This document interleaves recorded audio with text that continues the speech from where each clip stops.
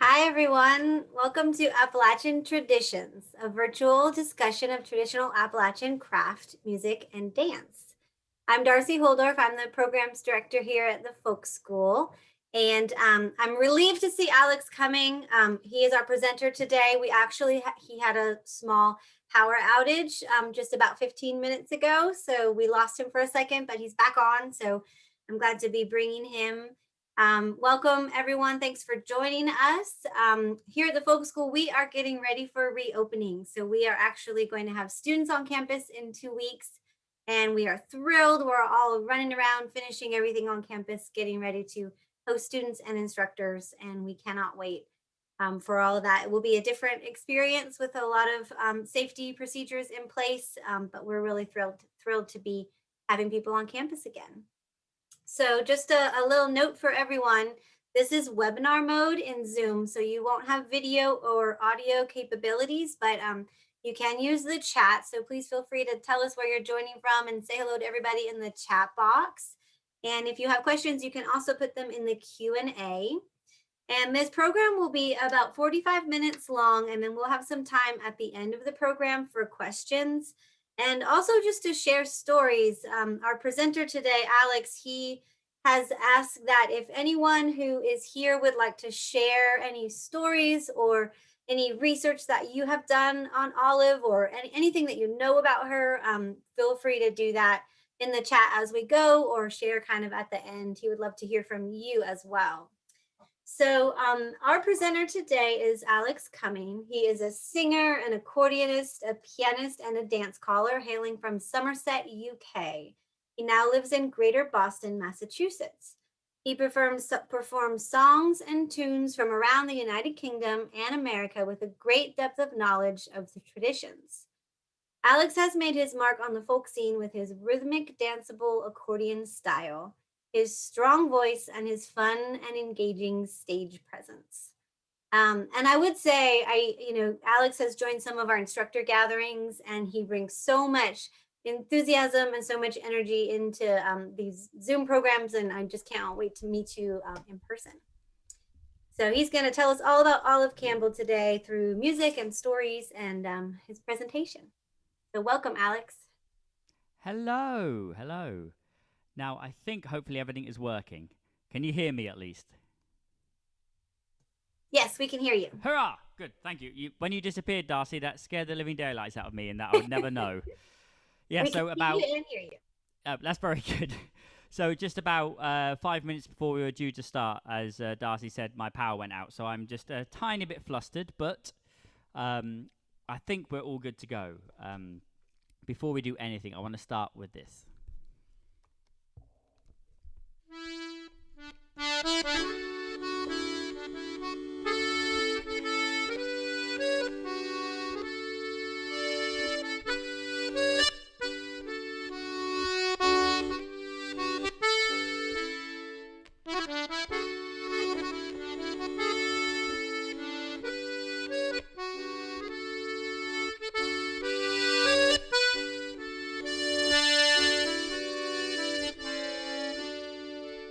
The life of Olive Dame Campbell in folklore, craft and song rekindled many a tradition that once again belonged.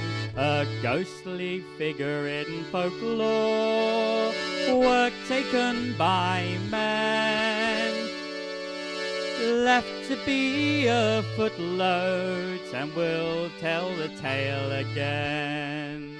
So here's to the song catcher, Olive Dame Campbell, and though through the years of inequality, her legacy lives on to tell.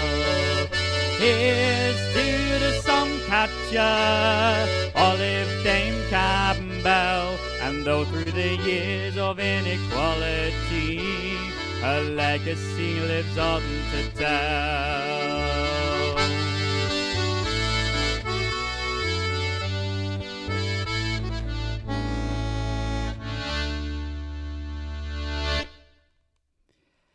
Hi, yes, my name is Alex, and that was a little song that I've started to write about Olive Dame Campbell. But I thought it really sets up the tone for the day.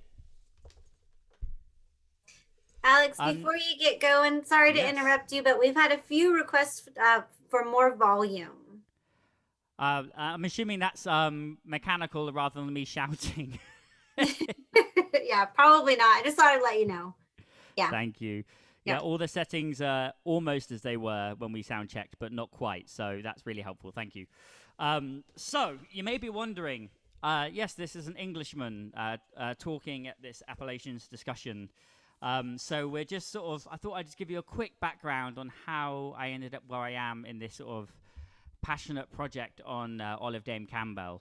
Um, so it kind of started by the fact that I was born in Somerset in the southwest of England, which you can see right here. There we go. See? So it's the southwest of England. It's kind of the bit that people drive through to get to Cornwall, but there we go. But Somerset played a huge part in the big 1900s folk revival, um, which is where a gentleman, a folk song collector and folk dance collector called Cecil Sharp, collected his first folk songs and then collected throughout Somerset for a very long time. And you will hear a bit more about Cecil Sharp later on in the show. But you can see, well, first of all, that's me. I don't know why that's still there. But that's me, my first accordion in Somerset. This is Cecil Sharp, and you'll learn about him a bit more, but he was very important to Olive Dame Campbell's story. The next big step into my journey into Olive Dame Campbell was actually moving to America. And 6 years ago, I moved to a wonderful place called Medford in Massachusetts. And it's sort of in the sort of greater Boston area. It's in near Somerville, near Cambridge. If you know the area slightly, it's just north of Boston. And what I think a lot of us do who are really interested in folk traditions and folklore is to find out about the folk traditions of where you live. That may be where I'm from, or it might be where I live now. And that was no exception when I moved to Medford. I really wanted to get to know the stories, and that's how I kind of discovered Olive Dame Campbell. I kind of knew of her work beforehand. I studied on a folk and traditional music degree, so we obviously learned a lot about Cecil Sharp. But we didn't really learn much about Olive Dame Campbell. And then, as you can see from this little map here, which I'm also realizing I'm sharing where I live on the internet now, so see you soon. But just a few blocks away was where Olive Dame Campbell was born and brought up in West Medford. 7 Hastings Lane was the address. It no longer exists, sadly. But I've gone up and down that road, and it's really exciting to know you're so close to this piece of history. And yeah, that was kind of what got me passionate about finding out more about Olive Dame Campbell, was the connection from where I'm from and where I live now, and there's a strong connection through Olive Dame Campbell. So let's delve in and learn. Let's learn some more about Olive Dame Campbell. This show, we're going to be kind of taking a whistle-stop tour of her of her life, starting from her sort of childhood, and we're going to go right up to the folk school. We're not going to talk too much about how the folk school functions and how it evolved over the years, because this is a presentation for folk school. So some of you may know already. And also, we only have about 45 minutes, so we'll see how we go. So Olive Dame Campbell, as I mentioned, was born in Medford in 1882. Her parents, Lauren Lowe and Isabel Arnold Dame, and they were both really influential educators and teachers in the Medford area. Lauren Lowe, Dame, was actually for over 20 years, I believe, the head teacher of the Medford High School. And actually made so much of an impression that a school was named after him. The school you can see above me there is the Dame School in Medford, which is no longer actually functioning as part of the Medford public school systems, but is actually part of Tufts University now. But really influential family in education in Medford, and that sort of growing up with education becomes a really big part of Olive's life.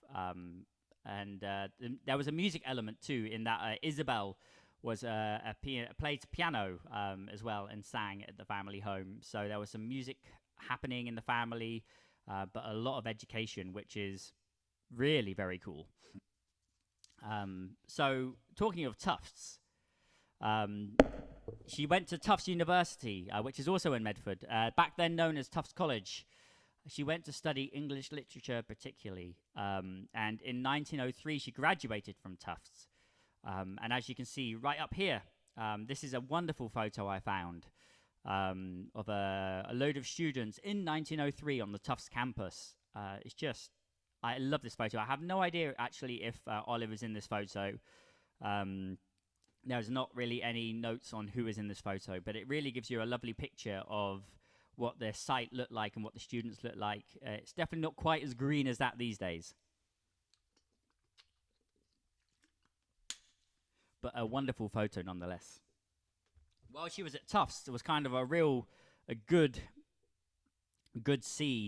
a real good development into her creativity. And while she was at Tufts, she became editor of the student paper, the Tuftsonian. And while she was editor, as well as obviously editing and piecing together the whole thing, she wrote quite a few poems and stories to be published into that show, into that newspaper. And so that was a really good step forward to her creativity. And I thought actually I would share one of her poems right now because it kind of is apt for the time of year. One of the poems she wrote, "This Year's at Its Spring," by Dame Campbell. "The wind is racing through the branches high, that toss and wave and dance with glittering leaves. A shade that gainst the blue and shining sky, a shifting net of green, gold sunshine weaves. That sky so bright, so deep, one scarce believes that heaven itself more glorious bright may be, nor filled with sound more gay than which it heaves.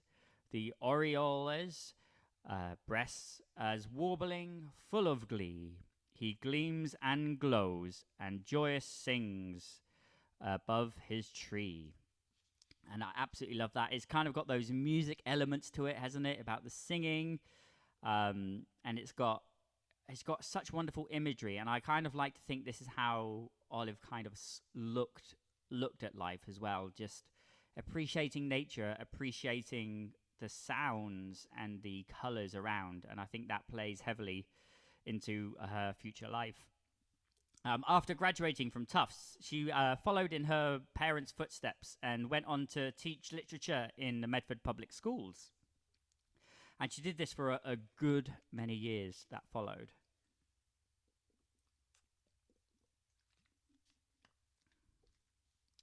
So, following on from that, after many years of teaching in the Medford school system, the next kind of key aspect of Olive's life was meeting a particular individual called John C. Campbell. Now, this may sound familiar because, of course, there's the John C. Campbell Folk School. Now, John C. Campbell was a super interesting individual. He was actually 15 years Olive's senior, but he was also an educator, and I think that kind of really sort of helped blossom the relationship. He was the second president of the Piedmont College in Georgia, and he had that tenure from about 1904 to 1907. And he was a missionary as well. So he was already steeped in the idea of education and sort of education for positive change. They actually met, very interestingly, on a cruise. I'm assuming it's less like one of those sort of Disney fancy cruises. But John Campbell actually went off to Scotland in 1906. His endeavour was to go and get in touch with his family's history. The Campbells being a very big Scottish family. And he kind of went after his first wife passed away. So he was kind of trying to sort of get back in touch with family and have some time, time to sort of grieve for that time. But as you can see, this document you can see above me is actually the immigration arrival back into Boston. And you can see on the left, you can see Olive's name. Above, you can see Olive's sister's name, Ruth, one of her wonderful sisters. Olive was one of 3 children, and she was the youngest. You can also tell after the madness of the power cut, I'm now having this sort of stress throat, so I might have to sort of do a lot more drinking water than I expected. So apologies for that. But one thing I really like about this is you can see they went on separate adventures, but they were on the same boats. But they came back together because you can see Olive and John's names together there. And it's said in sort of like accounts and stories from Olive over the years that this was a really transformative trip. And she said that they were practically engaged by the end of this journey. And I would just love to have seen, just been a fly on the wall to sort of watch this relationship blossom.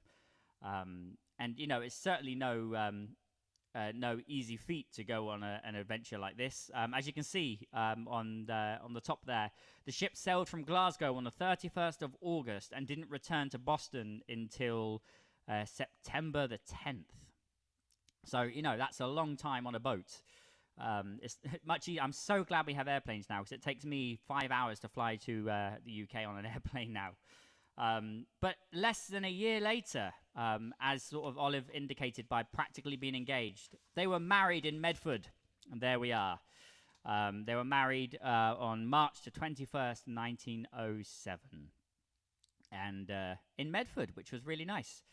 And this kind of was a real influential moment, particularly for Olive and John. John, at this point, left his job as the president of Piedmont College. And the couple actually moved down to the mountains. And the reason why this was, are you ready for this? John received a grant from the Russell Sage Foundation after moving down to Asheville. They had a house in Asheville. And this grant was to sort of study education and sort of the way education worked in the mountains. And so for the next 4 years, they embarked on various journeys across the Appalachians on horseback and covered wagon. And you can see this fabulous photo of Olive there on horseback going through the mountains. And I love that little tag. It says, "A familiar sight in the mountains when the Campbells traveled Highland roads a generation ago." This was a really big educational project, and though this was kind of set up for John to have the funding, Olive accompanied John on a lot of these. And I realized this next bit, which is more interesting for those who are not familiar with the mountain area. This is kind of the area that they traveled in.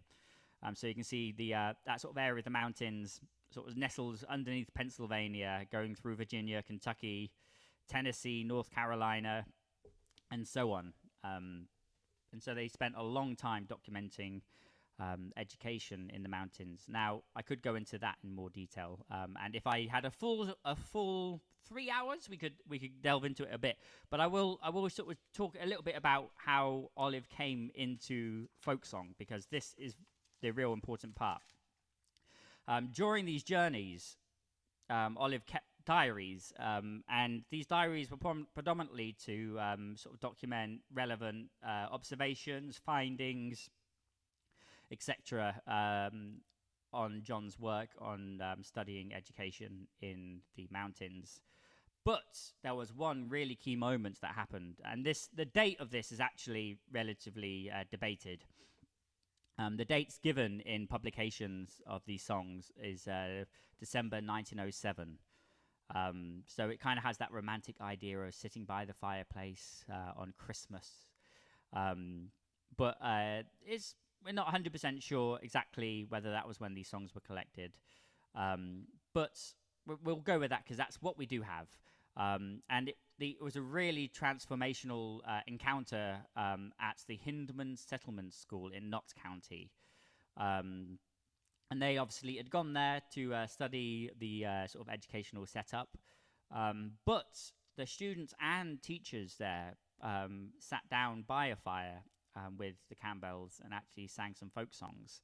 And this was sort of a really transformational moment in Olive's idea of how education might start to work in reform. She noticed that these songs were multi-generational. This was a school. The teachers, the elders, the students all were singing these songs and knew these songs. And so there was this really important element of the community which was based around these traditional folk songs. And you can see that some of the first songs she heard actually was Barbara Allen. And then the other songs she collected on that same day she wrote down were Young Bacon, which is a version of Lord Bateman. The Foolish Boy, which is actually a kid's song. And Come All You Fair and Tender Ladies. What I thought I might do is sing you a couple of these songs, because I know for these Appalachian discussion series you have a lot of people talking and you're used to it, but I'm not used to hearing my voice quite so much, so I will sing you a couple of the songs.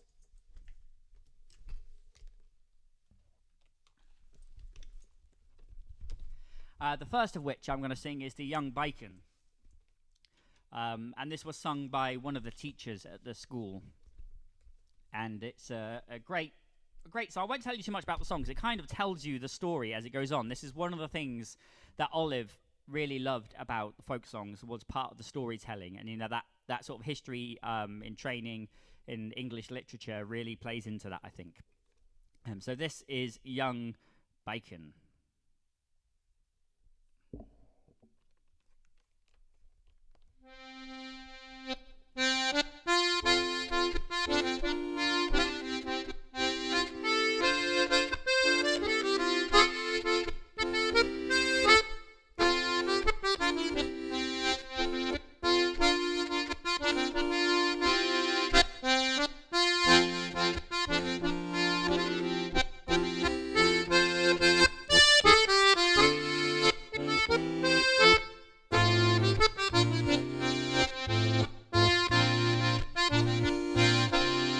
There was a man who lived in England, and he was of some high degree. He became uneasy, broken-hearted, some fair land, some land to see. Oh, he sailed west, and he sailed east, and he sailed o'er the Turkish shore, till he was caught and put in prison, never to be released, not anymore.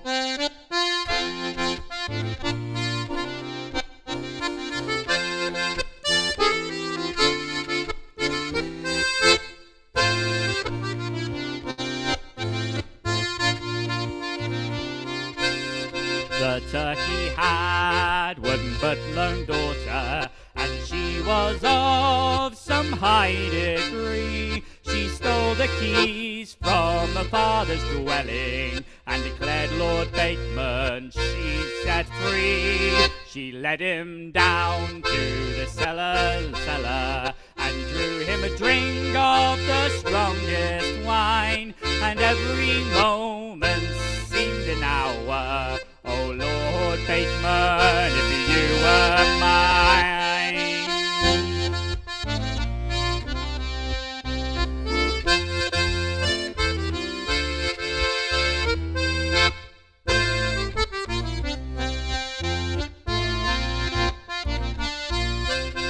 Let's make a vow, let's make a promise, let's make a vow, let's make a stand.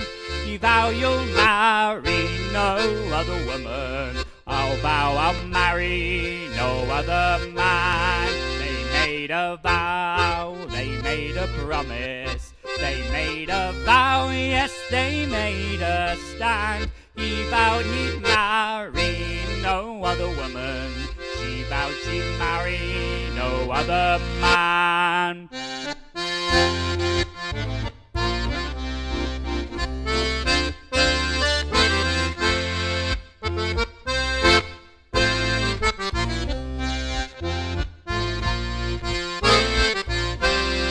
Oh, 7 years had rolled around, It seemed as if it were 29.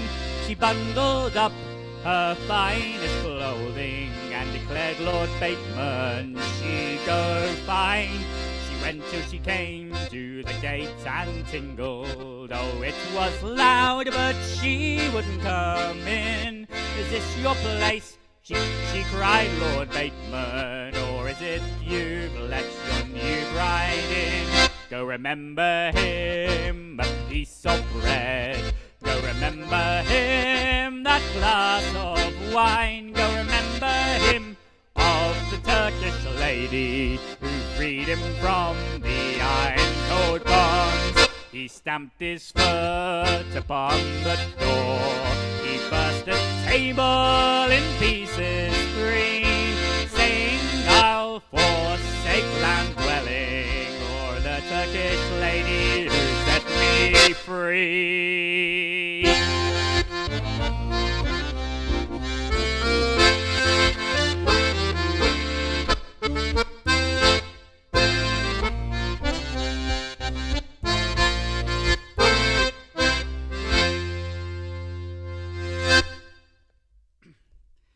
Thank you very much. I will imagine applause. Now, I want to sing this song as well that she collected. This was called The Foolish Boy. It comes by many different names. But this was a song that was collected from one of the schoolgirls at the school. And one of the things that Olive was, like I kind of touched on, that Olive was really kind of passionate about the multi-generational idea of all of this. And that was kind of a very different approach to some other folk song collectors, which we'll touch on in a bit. But Cecil Sharp had this very strange idea that the only way you could collect authentic folk song was by finding the oldest possible person who could still sing and collecting the song from them. But kind of as we know from all the folk traditions, not just song, but craft and agriculture and all of those, it's a thing that's handed to generation. And really you can get a real good sense of how tradition evolves and how the community really understands these folk songs by collecting from all generations. And that's one thing that Dame Campbell did that was different to a lot of folk song collectors, which is utterly brilliant. This does have a chorus, which I do want you to join in with. I can't see you, nor can I hear you, but I can imagine that you're going to have a great time singing this. And going by how flustered I am by our little electrical outage, it's going to be entertaining to see how well I manage these words. You'll see why. The chorus, if you want to sing it, goes, to me wing war waddle, to me jack straw straddle, to me John Paw faddle, to me long way home. There we go. Easy peasy, right?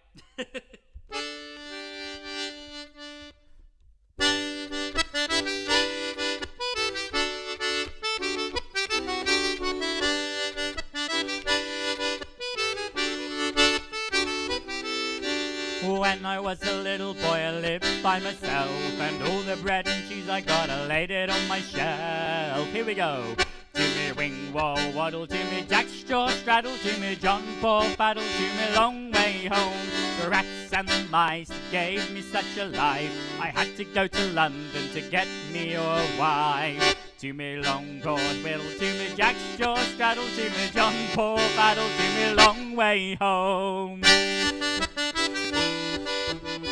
So far, so good?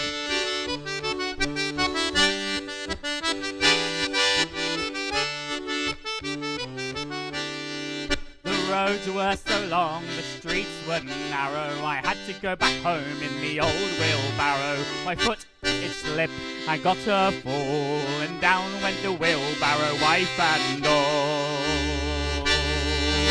Wing war waddle, to me jack straw straddle, to me John Paw faddle, to me long way home.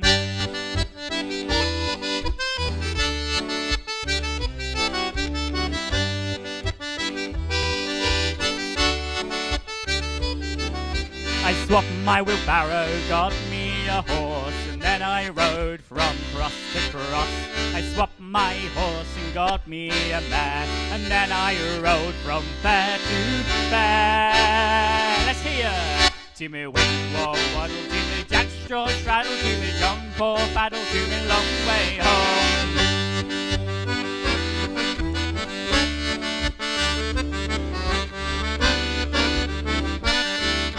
I swapped me a mare and got me a cow, and in that trade I just learned how. I swapped my cow and got me a calf, and in that trade I just lost half. To me wing, war, waddle, to me jack straw, straddle, to me John Paul, paddle, to me long way home. Wing, war, waddle, to me jack straw, straddle, to me John Paul, paddle, to me long way home.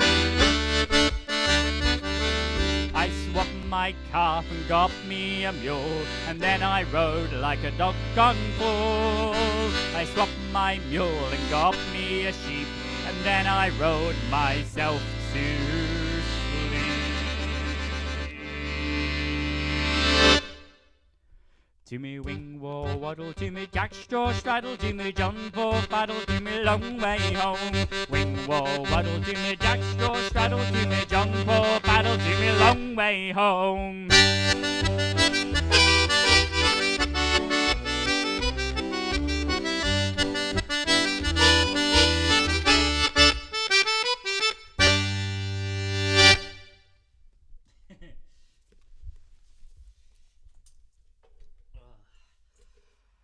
Thank you very much. You know, one thing that's going to be very nice about being able to do this show again in person is just not having to run every single bit of tech. That's going to be a life changer, I think. Oh, well, I thought I'd show you while we carry on. We're talking about those diaries and kind of their purpose. And you can kind of see here. Not very exciting if you really think about it, but this is the front of one of Dame Campbell's diaries, and it actually exists, and you can get your hands upon a copy, or you can at least look at it in one of the libraries. I'm kind of a year behind where I want to be on this project. Because of COVID, I haven't been able to visit any of the places that hold any materials on Dame Campbell. So places like the Folk School, of course. The Library of Congress holds a load of stuff on Dame Campbell and relevant materials as well, and various universities in North Carolina.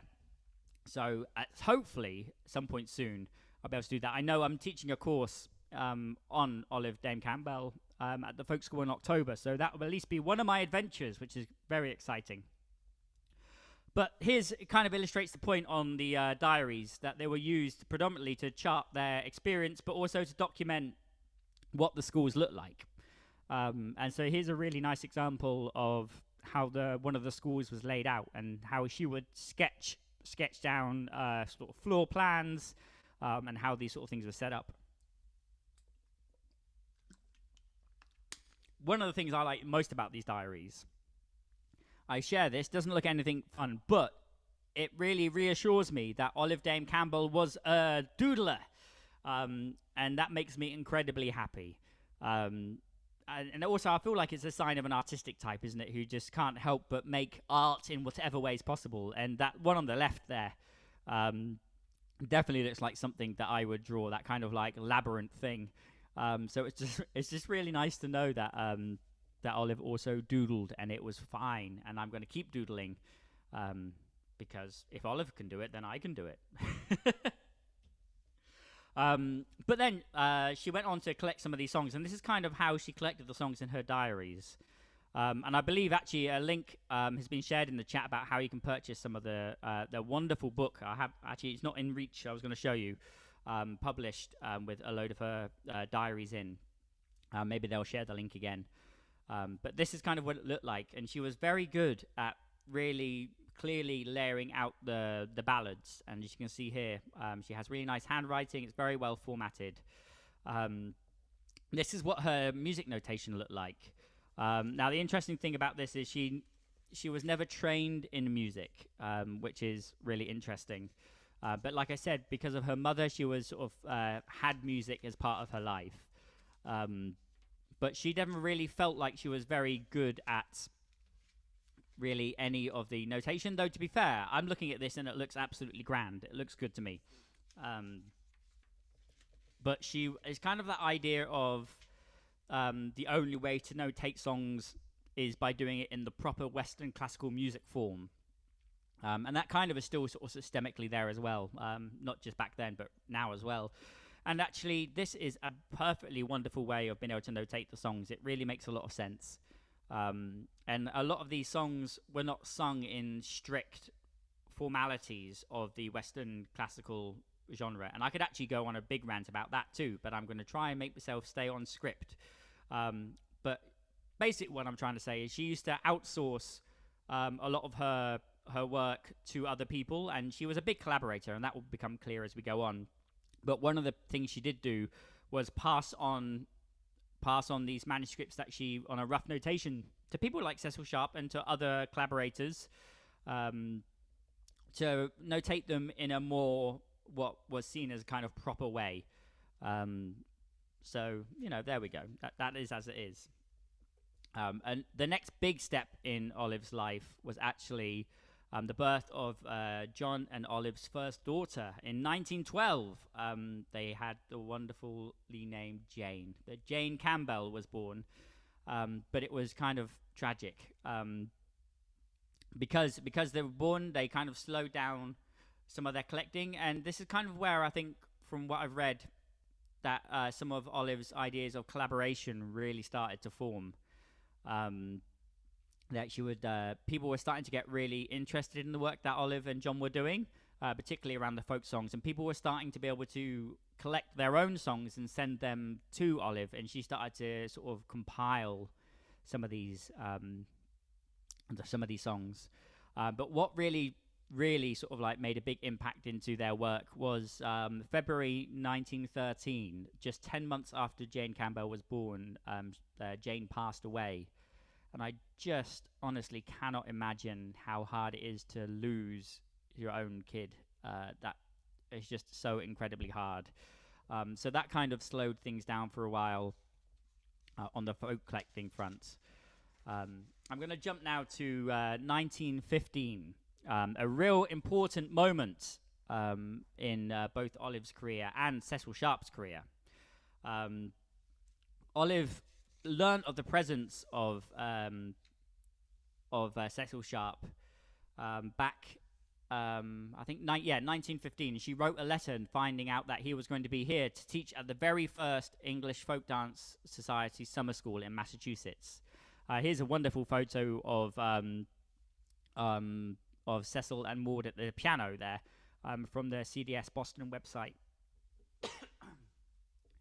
And he was actually supposed to be teaching for a majority of that folk school that summer, but then actually fell ill and ended up staying in Lincoln, Massachusetts.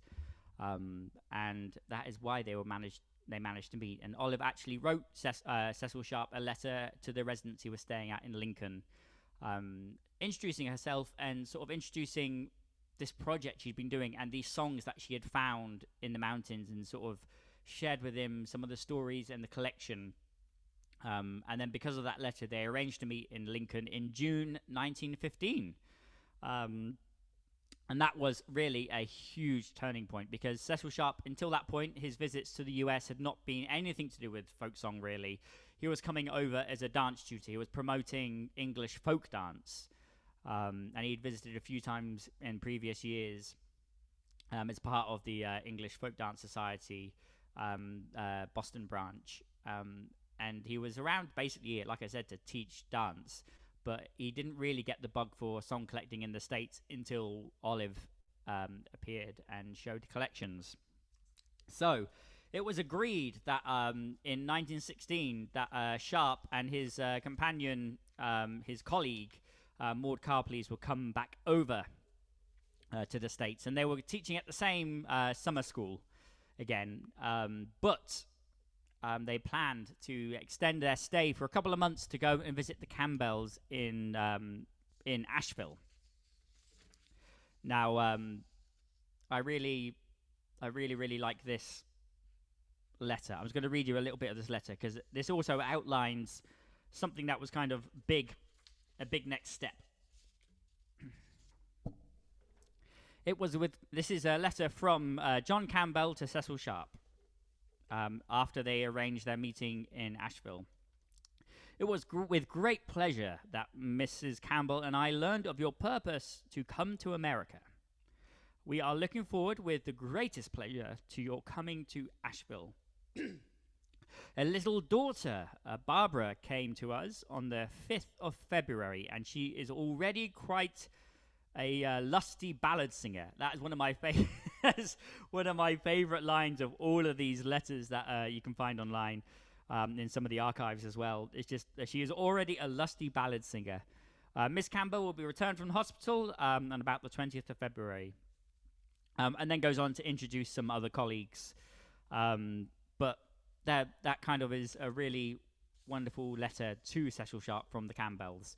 But that also introduces the fact that in that year, 1916, they had their second kid, another daughter called Barbara. And because of this, when Sharp and Carpleys came down to visit in the summer, they were not going to travel with them, but they did organize quite a few trips for them and basically organized their agenda from all the connections they'd made through the project. I'll just read a little excerpt. I know we're running a bit time because we started late.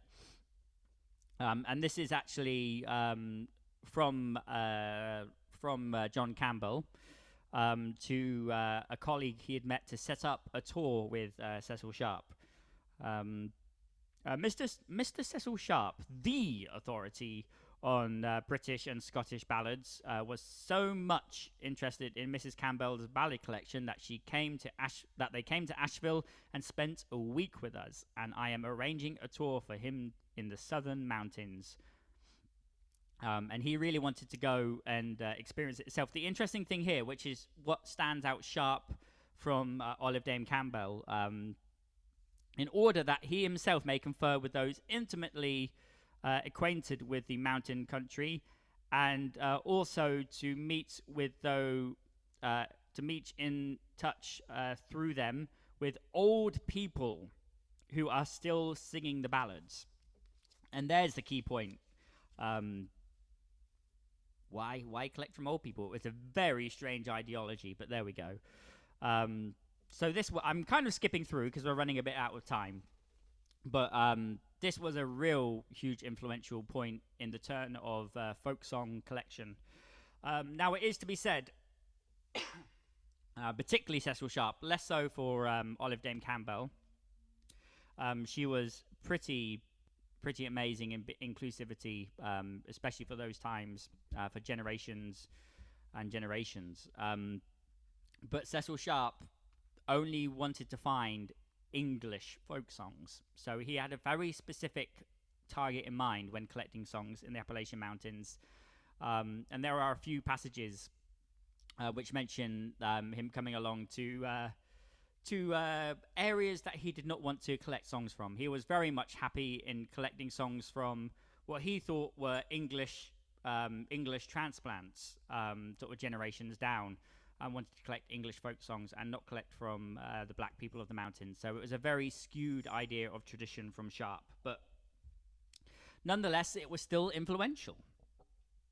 And in 1917, Campbell and Sharp both published a book together, The English Folk Songs from the Southern Appalachian Mountains, and also included a load of songs which Olive collected before the collaboration between Sharp and Campbell. And you'll see it's really kind of cool that her name is first in the publication, which is kind of cool, especially for those times. But it kind of had a kind of sad end to this, because this was the first edition. In later editions, she was removed from being a co-author, which is just absolutely shocking. And this is kind of why I hadn't really heard of Olive Dame Campbell, because later editions of this book was just said collected by Cecil Sharp, and she was kind of footnoted to saying including 39 tunes contributed by Olive Dame Campbell. And that just frustrates me, because it just sounds like she just sort of sent a few things to his way because he was doing it and he thought he'd be nice and include it, when in fact actually the spearhead of this whole thing was Olive Dame Campbell. And I can go on a huge rant about how I feel about this, and I may well do. um, but this was a real moment that sort of turned the page into where she could have really been more internationally known, and she wasn't, because someone like Cecil Sharp, who has a kind of an interesting sexist history as well, just took her away from future publications. The same year that this book was published in 1917, later in the year, John and Olive's daughter Barbara died. This was just 20 months. So that's the second daughter they lost. It's incredible just to think that, really, isn't it? And what a powerful woman she must be to able to keep pushing through with all of this work. Now we're going to talk a little bit quickly about how the folk school was formed. I was going to sing a song there, but maybe if we have time at the end, I'll sing one of these songs. But we're running a little bit out of time. Now, the folk school, of course, a hugely influential place, and we're going to talk a little bit about how that came to be. Let's have some images of the folk school. Hurrah!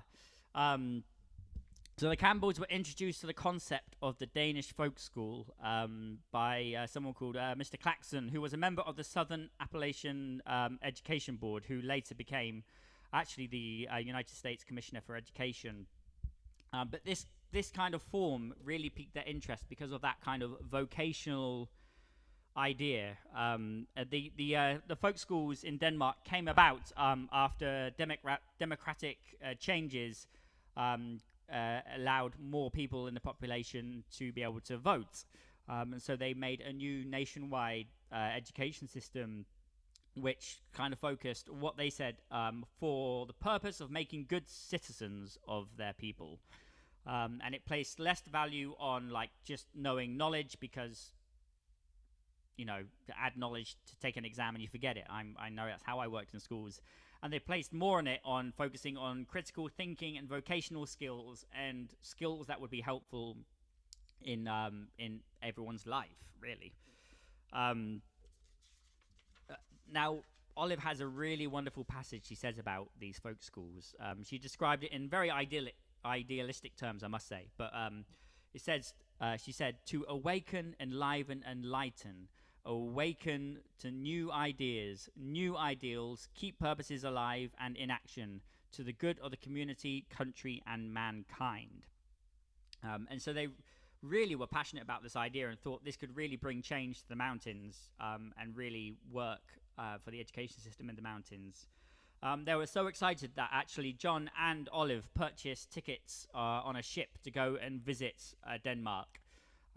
But of course, due to World War I, they were unable to go and had to cancel their trip. And sadly, in 1919, John Campbell died, which is really upsetting. He never got to see Denmark. And in a small space of time, really, in the space of a decade, Olive had lost her two daughters and her husband as well, who she was so involved with in her life. And this what she does next is really sort of true to how much of a powerful, inspirational woman she was. After John died, she actually retired back up to New England for a while, and actually finished writing John's book, which was The Southern Highlander and His Homeland, which was the book that kind of stemmed from their Russell Sage Foundation funding. And actually, it's thought that most of this book was actually written by Olive Dame Campbell, even though it was in John's name. And she published this in 1921. But very excitingly, in 1922, a year after the publication of this book, she accepted a Scandinavian American Foundation Fellowship for an 18-month study of adult education in the folk schools. And she went along with her sister Daisy Dame and a colleague that she had sort of made down in the mountains, Marguerite Butler.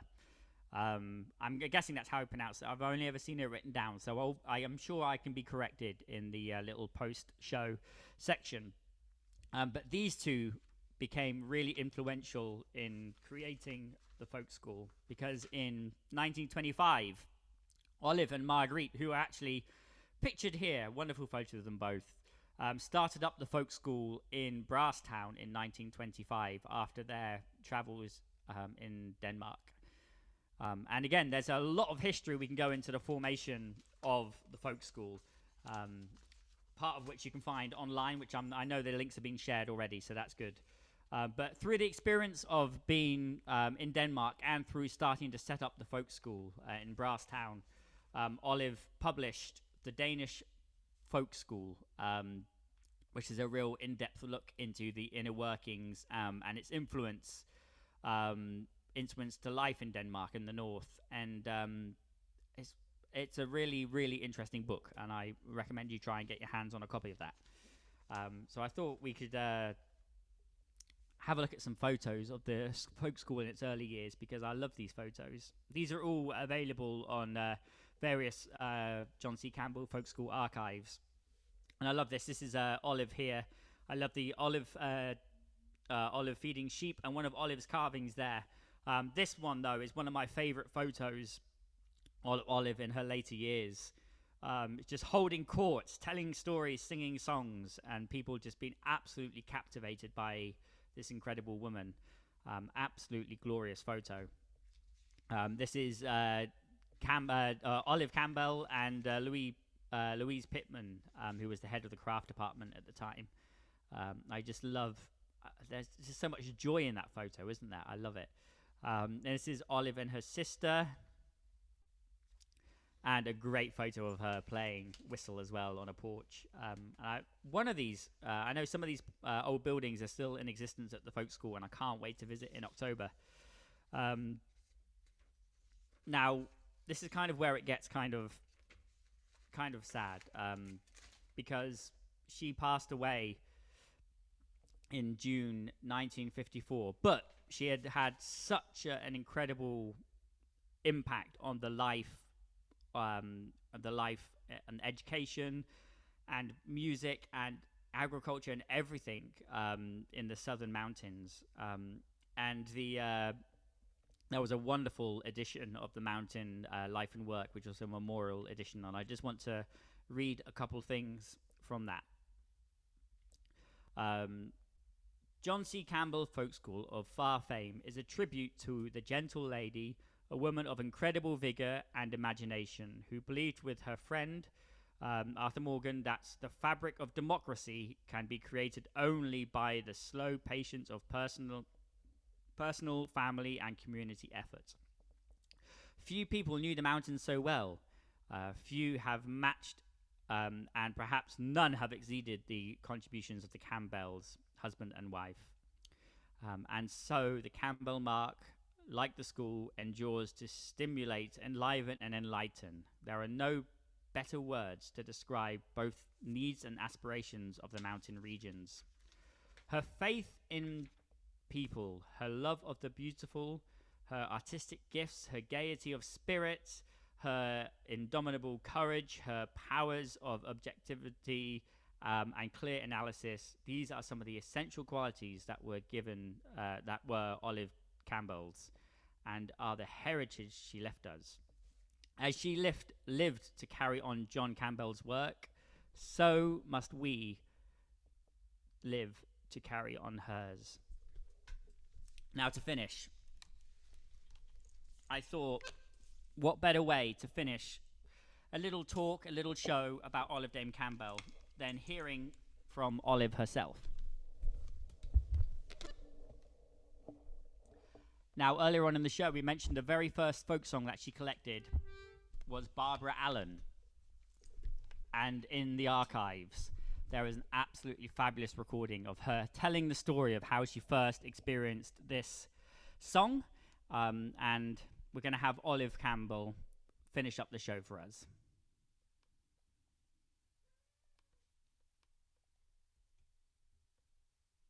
Form, printed English form, but I was unprepared for what came.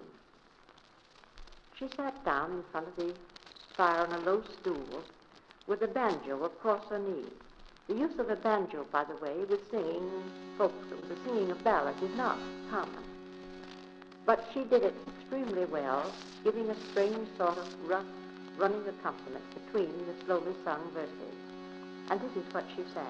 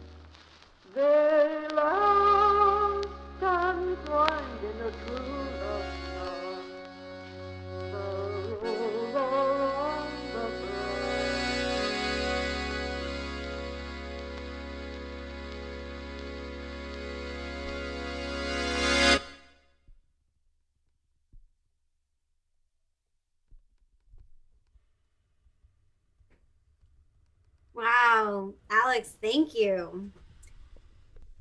That was beautiful. And I have never heard Olive's voice before. So that's really special. Thank you for sharing that. Oh, thank you. Yeah, It gets and me gets me every single time that. yeah, and for everyone watching, there have been a couple questions. We will share the link to this recording. It will be in our YouTube page. So if you want to listen to that again, if you want to share with someone so they can hear Olive's voice, we'll share that with you. That's wonderful. And if you can't tell, Alex is a little bit excited about Olive Dame Campbell. So feel free to reach out to him if you have any questions or want to share some of your own research or your thoughts or your stories. Alex, you will be here for the first time in October of this year. Yeah. You want to tell everyone a little bit about that class you'll be teaching? Yeah. So, well, the first class I'll be doing that's less relevant to this is I'll be teaching an accordion masterclass, which will be after this very exciting course that I'm doing, which is on the songs of Olive Dame Campbell. And it's sort of pitched at, I guess it's a niche market, but I know there's plenty of us out there. It's those geeky history nerds who are also singers. And we're going to spend 5-6 days really getting to know Olive Dame Campbell's life, Olive Dame Campbell's work, and her songs. And we're going to be able to live that because it's going to be at the school. We're going to be able to visit some of these really wonderful sites that were really important to Olive's life. And we're going to be able to have some access to some of the archives and some of the things that you have at the folk school as well to sort of help inspire us. And so, yeah, it's a kind of a mix of a singing course. We'll be singing some harmony singing. We'll be learning how to adapt songs to make them your own, but all through the guise of getting to know Olive Dame Campbell and what an inspirational woman she was. And her legacy still lives on, so... That's great. That's going to be a wonderful class. And if anyone has thoughts or ideas on things Alex should check out while he's here, he'll be here for a couple weeks as part of his research. And also, I would highly recommend coming because if there's a power cut, I can still do it acoustically. Other than if we have a power cut 5 minutes before and I spend the entire time panicking and hoping the power doesn't go off again. Yeah, you could do class with candles, and that would be fitting. Yeah, exactly. Yeah. So we'll go a couple minutes over. So we're already at 5:03, but we'll go a couple more minutes since we started late, and I want to make sure we get everyone's questions answered. So we did have one question: is the film Songcatcher based on Olive's life, and is that, in your opinion, an accurate depiction? There's a part of a reason why I don't bring it up very often. When I do my longer show. I have a sort of a full hour and a half version of the show. We do talk about the movie a little bit, and to say it's based on it is very, very loose. It's a very, very loose depiction of Olive's work. Really, the inspiration is the songs that she collected, and the soundtrack is pretty alright. It's a pretty good soundtrack, but the story itself is not all that close to Olive's life. But I mean, it still sort of goes to show what an influence she made. That there was a movie made based on her in the first place. So that's pretty cool. Great. Okay, and Isabel asked if Olive did any collecting of African American Appalachian communities. From what I've read, she certainly didn't avoid them. And what I'm trying to dig at the moment, and I really want to sort of dig into some archives to find and really find out if she did actually collect from these genres, because she just didn't completely block the African American communities like Cecil Sharp did, and I really want to dig in to find out more about that. But she certainly didn't do what Cecil Sharp did and just went, no, thank you. Well, I'm glad that you talked about connections and partnerships in the presentation, because that's something we've been really kind of working on a lot more. We have an outreach coordinator now, and we're opening a community engagement center. So we're really working on these kind of community partnerships. And I noticed that Sarah Kate Morgan, who did our morning song last week and is going to be teaching here next year, she is now the music director, the music and art director at the Hindman Settlement School. So she was on here. Wow. Oh, yeah. That's so cool. I saw the morning song last week, and know that you're watching makes me ever so slightly more nervous now because I talked about your place, the school. Well, I think she might have dropped off, but anyway, she'll check your accuracy and get back to you. Thank you. But so that's great. True, and a big part of her we didn't touch on it, and I too much because we kind of ran out of time. But a big part of her life was actually folk song collecting was actually facilitating other people folk song collecting, and she was kind of like the pinpoint person. And Cecil Sharp is just one high-profile example of her doing that. But she did that for a lot of people, and she would happily take in people's submissions.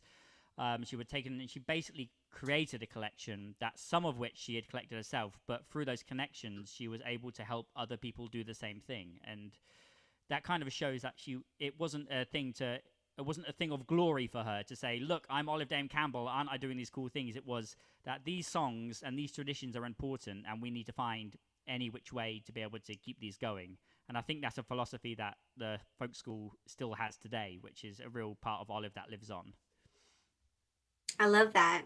So as we've been kind of working through this year and adapting, we often ask ourselves, what would Olive do? So would Olive be on Zoom? Yes. I think she would embrace it quite well, actually. Yep, I think so too. If she was on Zoom and came to this, though, I probably would have cancelled the show because that would be embarrassing. But she was a pretty forward-thinking woman, so. Oh, absolutely, yeah. Yeah. All right. Well, thank you so much, Alex. I cannot wait to have you here on campus. We will certainly be doing some sort of a presentation similar to this, but live when Alex is here. So we'll keep you posted, and sign up for our e-news if you'd like to watch more of these presentations. And thanks everyone for being here. Yeah. And do check out my website. I'm doing another presentation of this this coming weekend as part of the New England Folk Festival. And what I'm bargaining on is no panic with a last minute power cut. So you may get to hear a couple more of the songs that I didn't sing today in that show, if you want to geek up and watch some of the show again and listen to some of the other songs as well. Good. We just shared your website, and we'll share it in a follow-up email also. Lovely. So thank you so much. Thanks, It's everyone. been an honor. Thank you, everyone, for coming. Take care.